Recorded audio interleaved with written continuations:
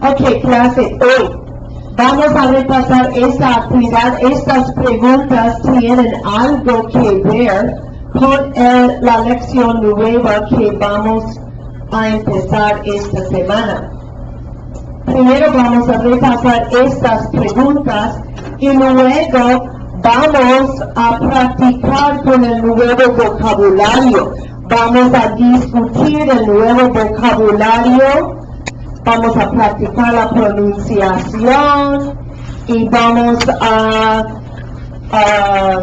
tratar de entender algo sobre la nueva gramática. Recuerden ustedes que ayer les repartí un paquete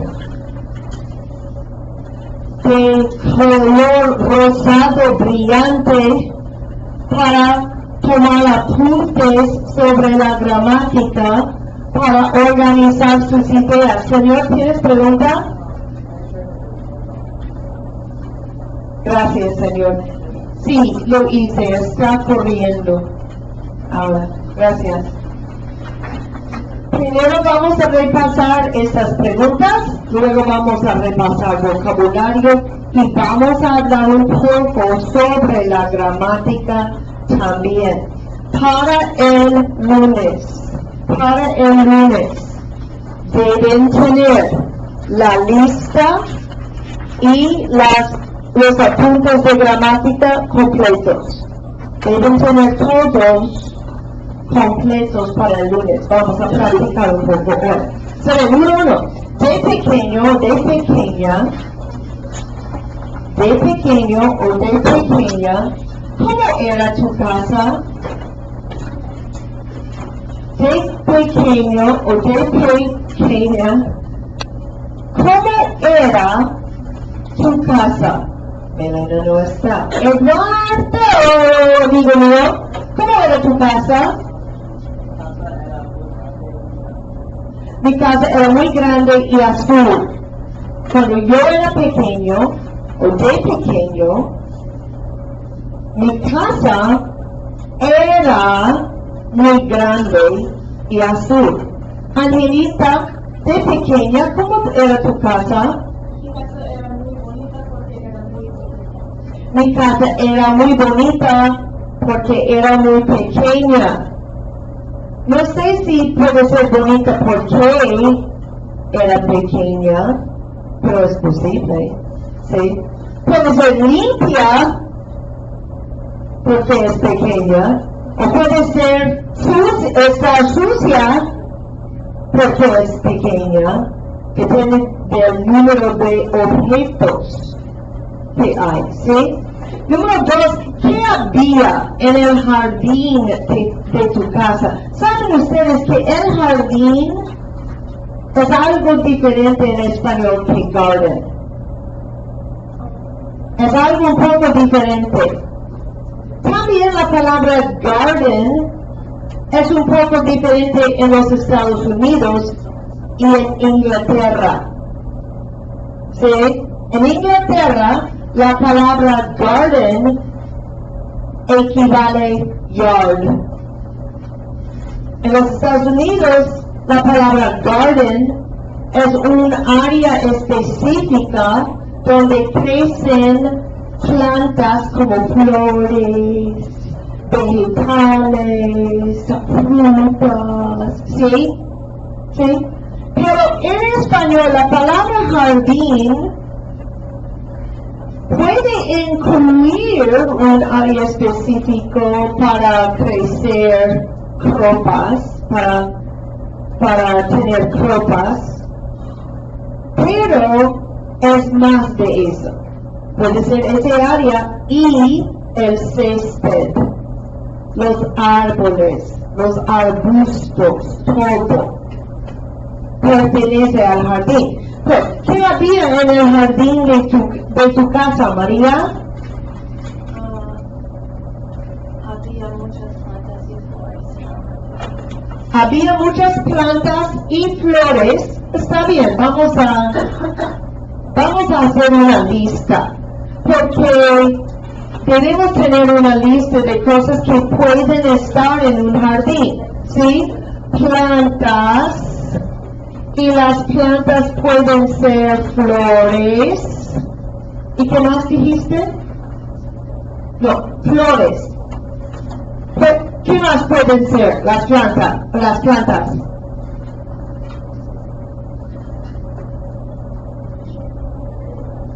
Vegetales, flores vegetales, ¿sí?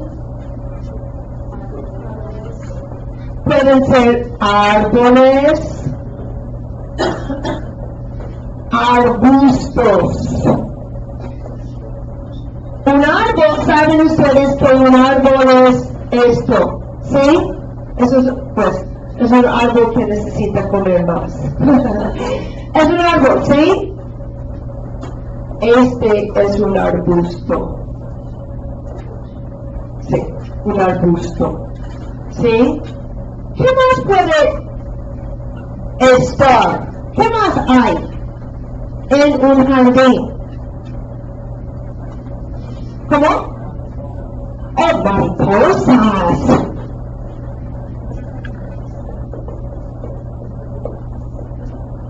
¿Qué más? Piedras o rocas.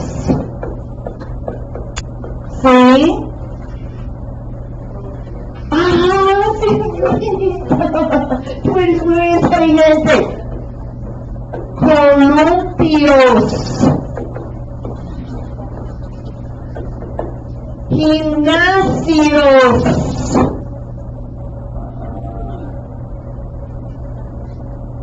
¿Sí? Gimnasios, ¿cómo se llaman para ustedes? Gimnasios, ¿sí? ¿Saben ustedes? Eso es con una torre para matar a los piratas y todo eso, ¿sí? Un gimnasio, ¿sí?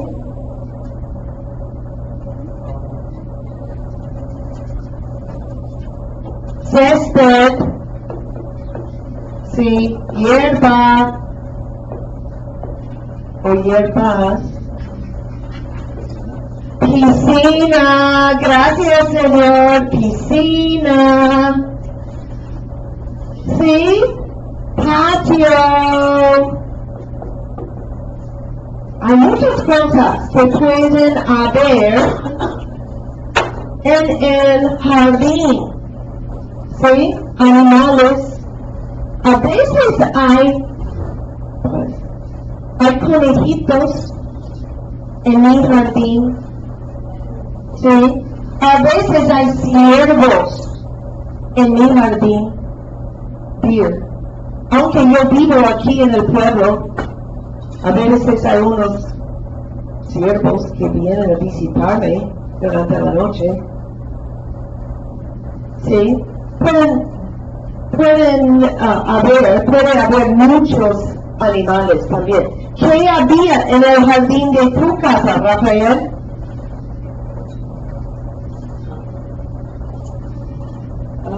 Mi jardín tenía césped y árboles y a veces animales. Y a veces animales, está bien.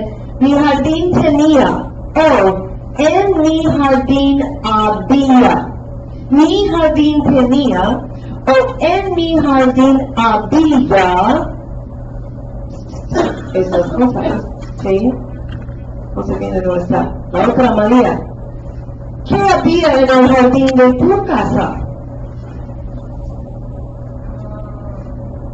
Había nada. No había nada, ni césped, nada, ni rocas, Nada. nada. ¿No tenías jardín? No. ¿Vivías en un apartamento? No. ¿Había cemento? Oh, sí. Había cemento.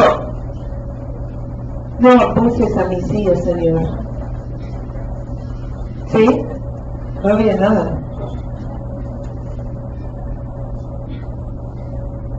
Número 3.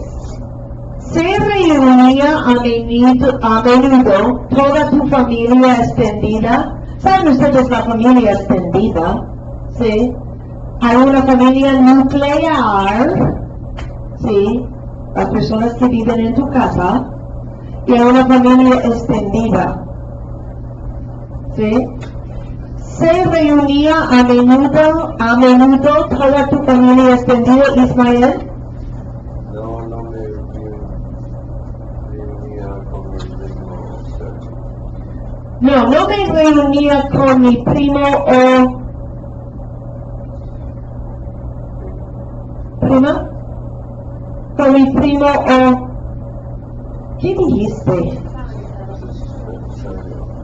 ¿A mi primo Sergio? Okay. No me reunía con mi primo Sergio. ¿Está bien? Porque no está. Diego, ¿se reunía a menudo toda tu familia extendida? Así me reunía a menudo con mi familia extendida. Okay. But not me reunía unless you say con. Do you see that difference there? The subject of this question is toda tu familia. Toda tu familia. Did it gather itself? Did it gather together, the whole thing? So it's an it subject here. That's why it says reunía. Now I accepted Ismael's answer when he said, no me reunía con mi primo Sergio. No, I didn't get together with my cousin Sergio. So he's saying, no, I didn't get together with the whole family. So you could give that answer, no me reunía a menudo, if you say con toda la familia extendida. You understand what I'm getting at? I didn't get together with them. But the question is, did they get together often? I'm sorry? What? She's good enough to know what's going on in your head, and I'm not. She asked what manner. A menudo. ¿No hay nadie que sabe? Often. Muchas veces, often. Vanessa, mi familia nos reunimos con mi familia extendida. No. I understand what you're saying. My family got together with my extended family, right? But the subject of that is still my family. Now this is a problem we have. We have this problem in Spanish. You always want to make the subject that's my family a we. Or my family they. But my family, mi familia, is an it. So when the subject is mi familia, your verb always has to be in the he, she, you form of the verb. Mi familia se reunía a menudo con toda la familia extendida. Okay, do you understand that difference? That's exactly why this question is here. To see what you would do with that subject category. Wait, so do we put the family after? Like, or do we say, si se reunía con mi familia? Okay, we're getting confused here, so let's stop and let me go back a minute. I'm glad you asked that question because it lets me know that you did keep up with me and maybe I was speed talking. I'm a fast talker. I don't mean that I'm dishonest when I say I'm a fast talker. I mean I really just talk too fast. Alright, so let me slow down a little bit. This question asks, did all your family, your extended family, get together often? If you leave it just as it is, you need to say, sí, toda mi familia extendida se reunía a menudo. You flip the subject and the verb because now it's an answer instead of a question. That's what you were asking me, right? Yeah. You flip the subject and the verb because now it's an answer instead of a question. But if you want to change up the subject, like some of our friends out there want to do, and that's fine, but you change up the subject, and you say, like our friend Ismael did, I didn't get together with my family. When you change the subject and you still talk about the whole family, then you have to add with in there. So, no me reunía con toda la familia. In that case, toda la familia is not the subject. Now it's the predicate nominative. Aren't you glad I talked to you about like this? Dirty words. The predicate nominative, or a prepositional, it's in a prepositional phrase because it follows tone. Okay? Does that help? Hallelujah. If I lost you, come see me. I hope I can see you if I'm lost. Número 4. ¿Cuántas personas había en esas reuniones? ¿Cuántas personas había en esas reuniones, Elena?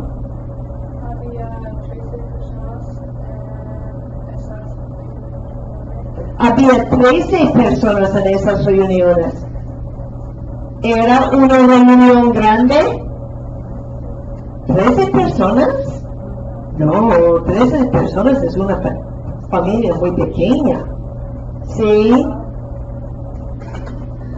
Ana, ¿cuántas personas había en esas reuniones? Había 80 personas en esas reuniones. ¿Tenía Ana una familia grande? Sí. Con toda la familia extendida, había 80 personas en las reuniones. ¿Entienden ustedes? Ana tenía una familia bien grande. Había muchas personas en las reuniones familiares. Número 5. ¿Quién era tu persona favorita de esas reuniones y por qué? Judy.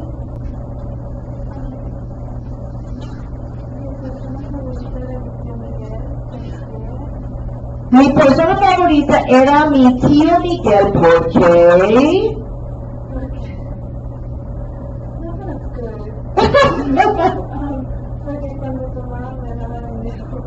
Porque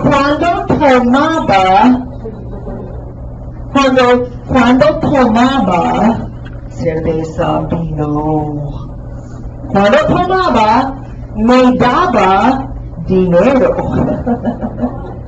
Porque no sabía lo que hacía. ¿Sí? ¡Oh, quieres dinero! ¿Qué quieres? ¡Dinero! ¿Qué más? ¿Qué dinero? Yo tenía tal tío también. Yo tenía tal tío. Cuando tomaba cerveza, era muy generoso. ¿Sí? Cuando tomaba cerveza, era muy generoso. ¿Sí? Pues, clase, en esta lección vamos a hablar de la familia y vamos a describir a personas en el pasado, como el tío de Judy y mi tío, el tío mío, como eran. Normalmente eran tacaños, stingy, pero cuando tomaban, eran generosos. ¿Entienden ustedes? Este es el objetivo de esta lección. Ser capaces de describir a las personas en el pasado. Pues ahora, saquen la lista de vocabulario, por favor, y también abran el libro a la página 218. 218. En la parte superior de la lista de vocabulario, en la parte superior de la lista, saben ustedes que podemos encontrar los objetivos de la lección, lo que estamos tratando de aprender a hacer, los metas de la lección, ¿sí? Yo puedo describir a personas y cosas en el pasado. Yo puedo describir a personas y cosas en el pasado. También yo puedo hablar sobre una reacción emocional. Una reacción emocional. A la izquierda, en la columna, a la izquierda, tenemos el tópico de la primera página de expresiones, ¿sí? Para describir a personas en el pasado. Podemos usar estos adjetivos para describir a personas en el pasado. En general, clase, en general, ¿qué verbo vamos a usar para describir a personas? Pues en el pasado será era, pero ¿qué infinitivo usamos en general para describir a personas? Ser. Necesitamos ser para describir a personas. Porque cuando describimos a personas, hablamos de sus características, ¿sí? Las cualidades que las identifican, ¿sí? Por eso necesitamos el verbo ser. Por la mayoría necesitamos el verbo ser. Pues, repitan por favor, todo era diferente. Todo era diferente en aquel entonces. Todo era diferente. En inglés, everything was different. What's the subject of that phrase? Everything was different. Everything. Now, when you see everything, you're tempted to think about it being something plural. But remember, the word for everything in Spanish is todo. When todo is the subject, what form of the verb do we need? The he, she, usted, he, she, you form of the verb. And usted form of the verb when the subject is everything, todo. It is singular. Okay? Note that. One of the good things about our vocabulary list is it helps us learn more grammar if we pay attention to the models that we have on the list. Todo era diferente. And then the rest of that phrase. En aquel entonces. En inglés. En aquel entonces. Back then. Now, let's take that apart. Let's unpack that a little bit. Because it's a really exciting little phrase. I think it's really exciting because I'm a nerd word. I'm a word nerd. So I like stuff like this. The word entonces means then. Have you learned the word aquel before?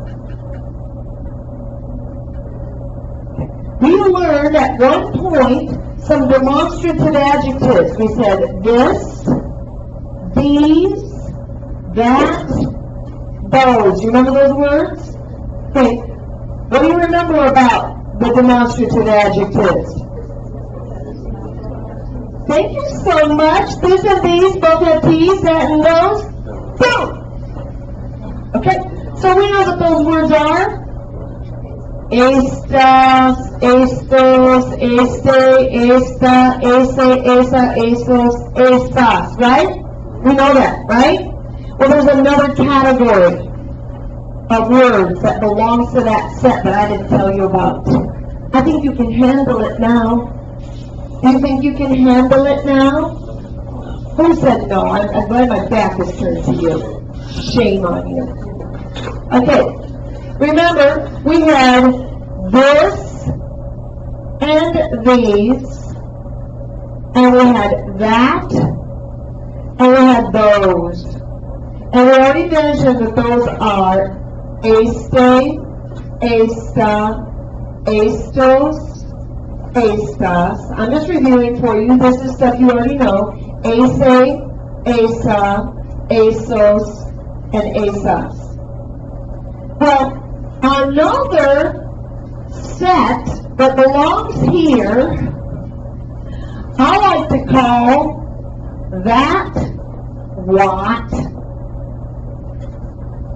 And for those of you who can't read this because you're watching it on video, that's that, W period, O period, T period, and then I'm putting a backslash, and those what. That what, and those what. And I like to do this just because it's weird, and I have to remember it.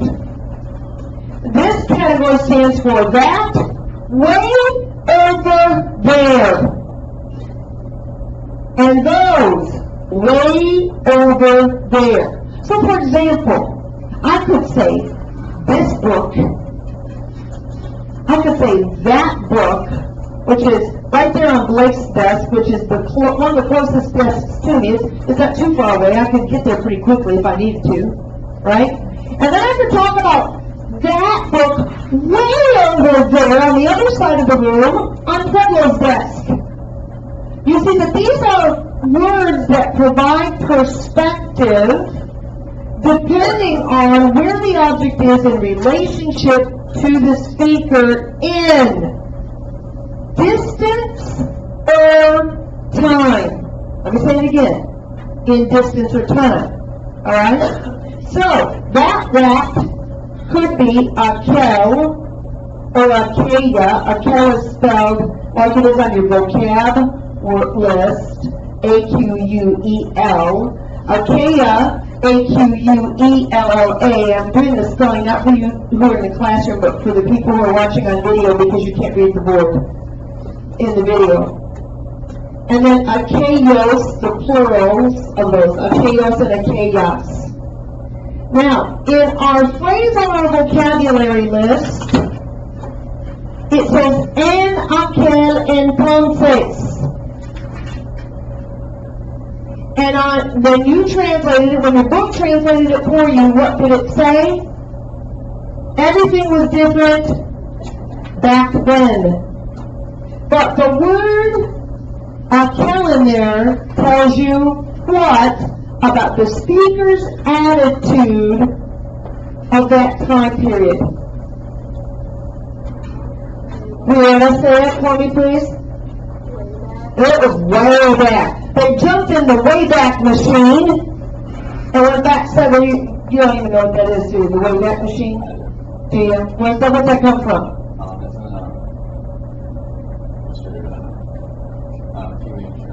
Yes, it is from Pee-wee and Sherman, from the Bullwinkle cartoons. They get in the Wayback Machine and they travel back in time. Okay? Thank you very much for validating me.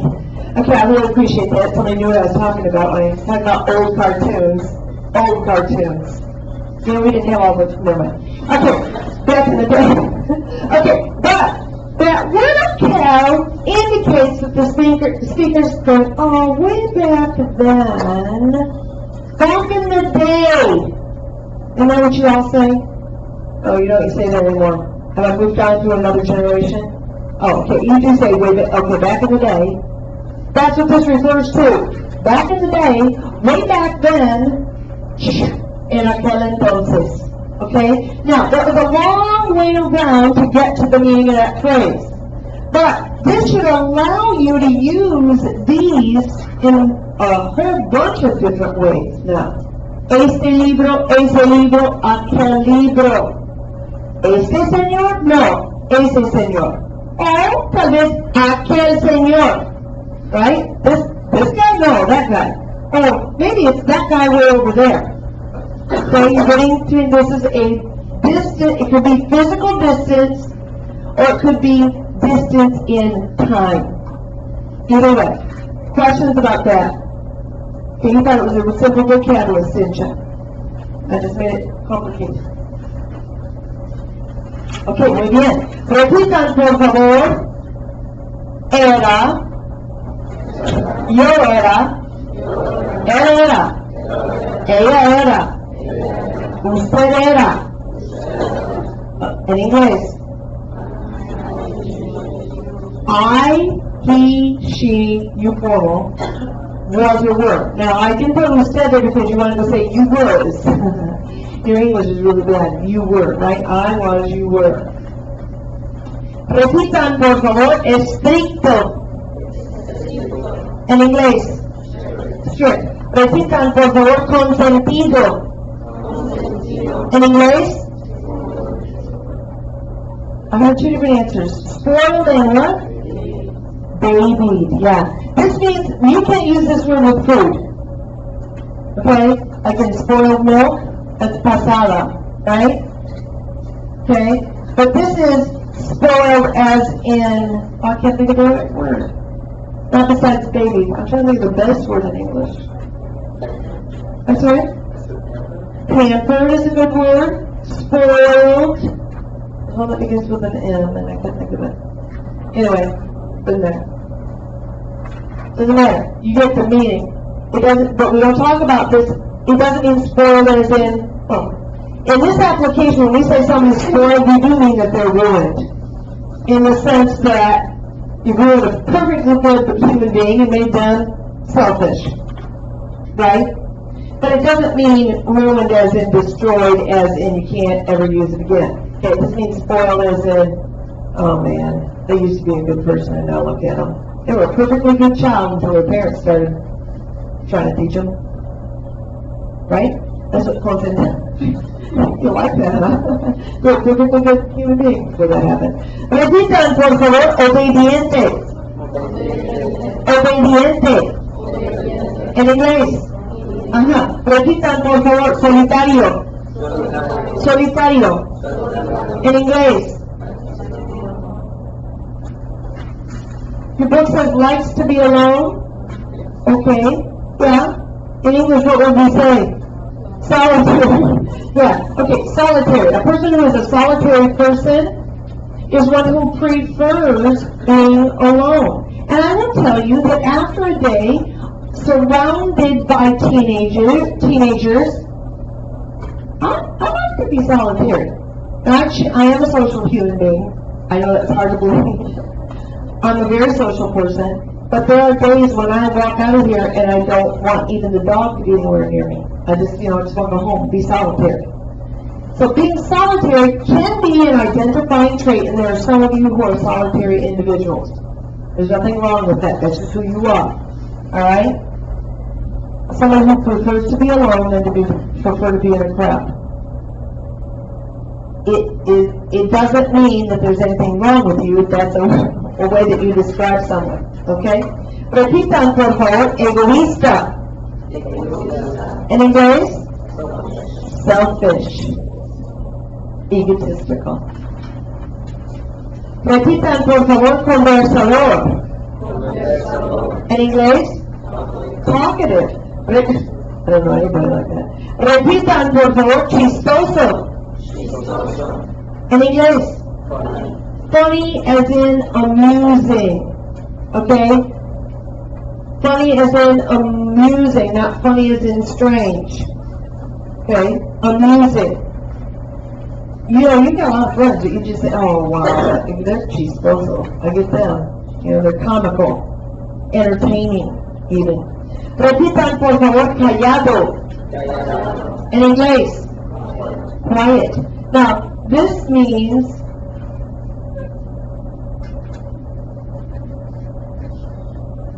it doesn't necessarily just mean that they don't talk a lot. Can we further define in English what it means when we describe someone as quiet? Angelita. Someone who's not necessarily like some of the clubhouse differences, they like to just talk about it. Okay. They what? They like to be more calm and collected. Right. Yeah? I would say like shy. It could be shy, but I know a lot of people who I would describe as quiet who I wouldn't describe as shy.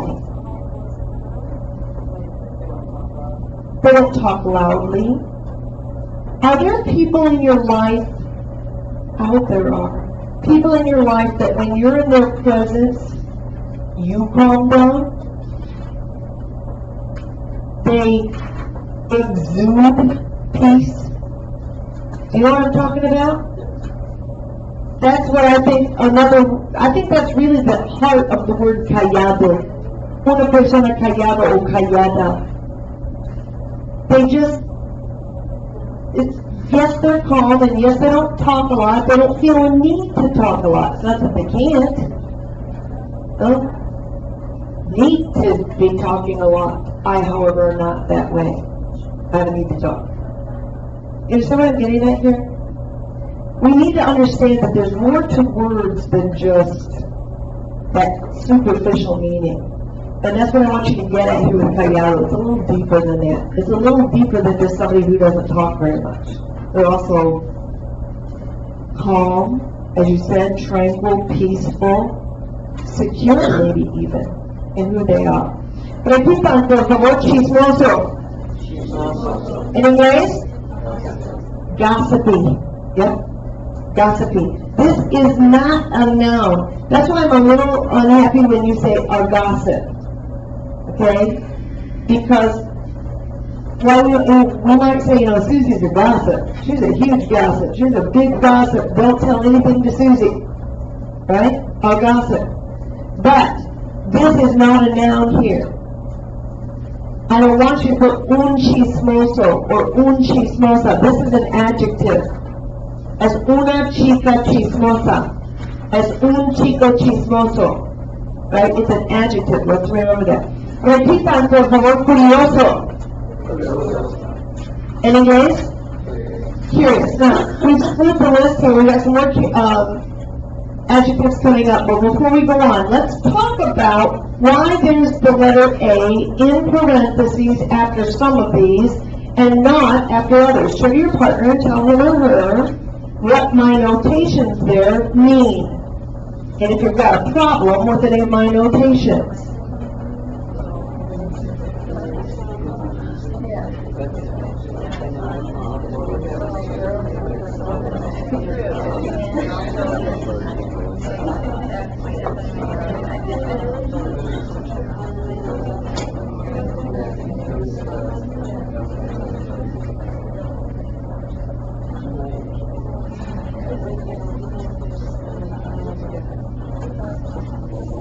Pueblo, will you please explain for all of us the notations that the old hag made in Numbers 1 through 12?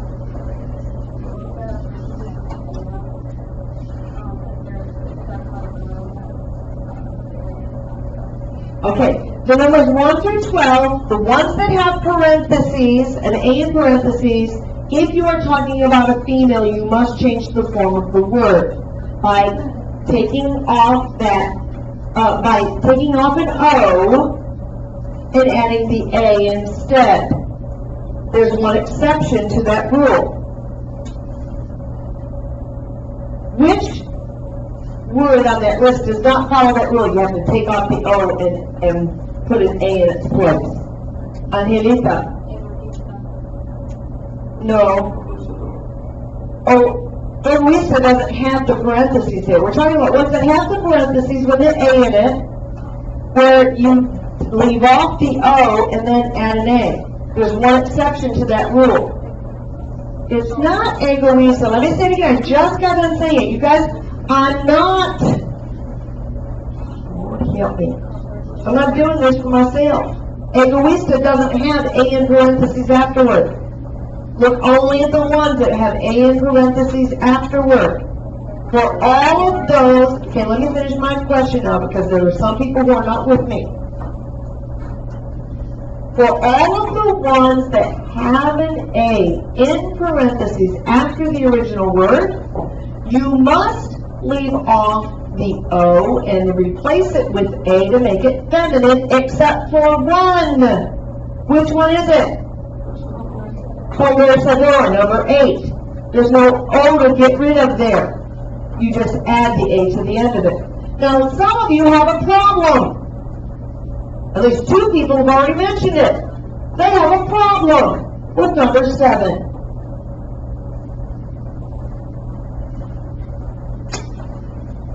Olga, do you have a problem with number 7? Why don't you have a problem with number 7, Olga?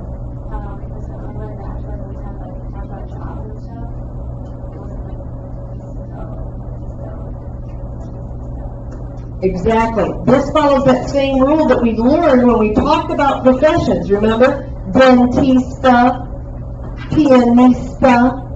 Any noun that ends in ISTA is both masculine and feminine. And that rule holds true for adjectives as well. Any adjective that ends in ISTA is both masculine and feminine. That's why we don't have any alternate forms for it here. Now let me make one more remark. If you're going to make them plural, with all of them, all you need to do is add an S, with the exception of number 8 again. If it is feminine and it's conversador, easy, conversadoras. But if it's masculine and plural, what will you add to conversador to make it plural? What will you add, Eric? Yes. Conversadores becomes the masculine plural form, okay? This is the kind of thinking that you should be doing as you fill out your vocabulary list. Guaranteed it did not take you half an hour to do numbers 1 through 12 all by yourself. Because chances are, as you wrote down those definitions, you didn't think about all of the pitfalls, all of the little idiosyncrasies that there are with these particular words. Okay, you understand what I'm getting at here? As you begin to acquire new vocabulary, this is where you start asking questions. If you were taking true Cornell notes over this vocabulary list, when you got to number 8, you might have written down the left-hand side, how do I make this plural? Or when you got to number 7, you might have written out the question, is this going to be the same for masculine and feminine? You understand what I'm getting at? These are the kinds of questions you should be writing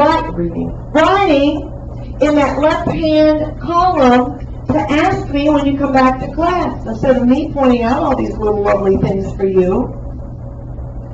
This is where you ask the questions. Why is that way? What's up with kill? What's going with that word kill? Is there anything behind that word kill that I should know, that I can use it in other ways? You need to get to that point where you're asking yourself questions about the material. Okay, now we're going to quit. We're going to look at number 13, and hopefully we can get through 22 by the end of the hour today. Repitan, por favor, mi abuelo siempre me hacía reír con sus cuentos.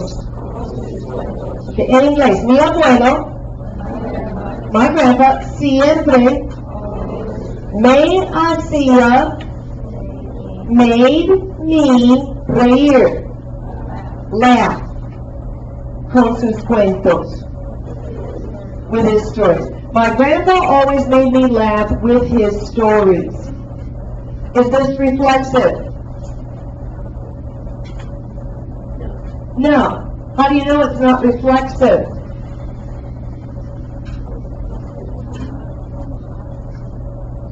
How do we know this is not reflexive? List that?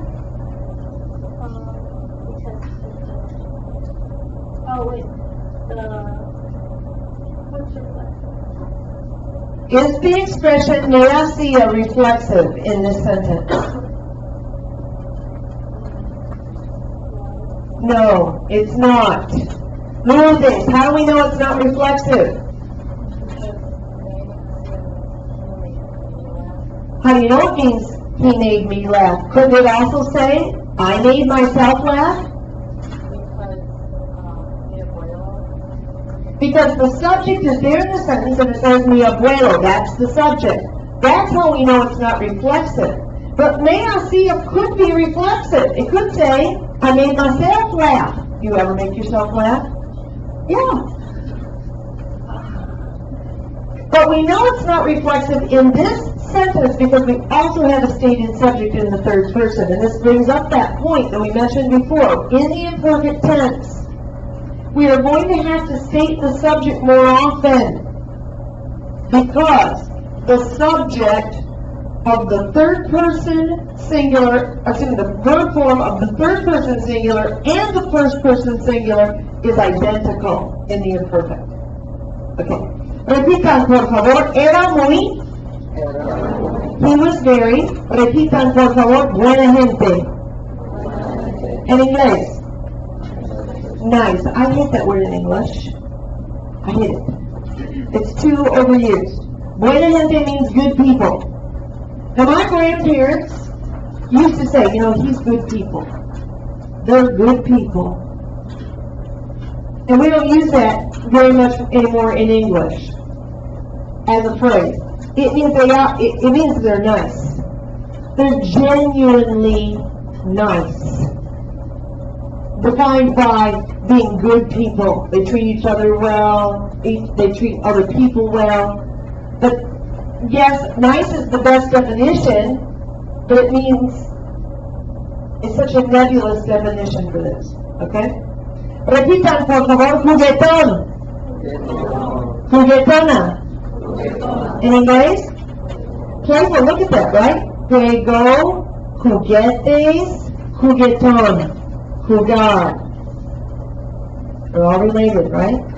Repitan, por favor, paciente. En inglés, patient. Repitan, por favor, cariñoso. En inglés, tenderly affectionate. Okay, affectionate. Tenderly affectionate. Repitan, por favor, impaciente. En inglés, impatient. Bondadoso. En inglés, generous. There is another word for generous. Generoso. Es generoso. Repitan, por favor, amable. En inglés, nice. Amiable. Right. You know that English word, amiable? Related to the same Latin root. Nice. Kind. Okay? Fun to be around. Repitan, por favor, aventurero. En inglés, adventurous. Okay, so we've done 1 through 22 on the list. I expect you to have the rest of the list filled out and the pink pages filled out for Monday. Thank you very much. 2 days ago without announcement. Somebody, slap it on. I love it. That really helped me teach classes. That was great. Thank you.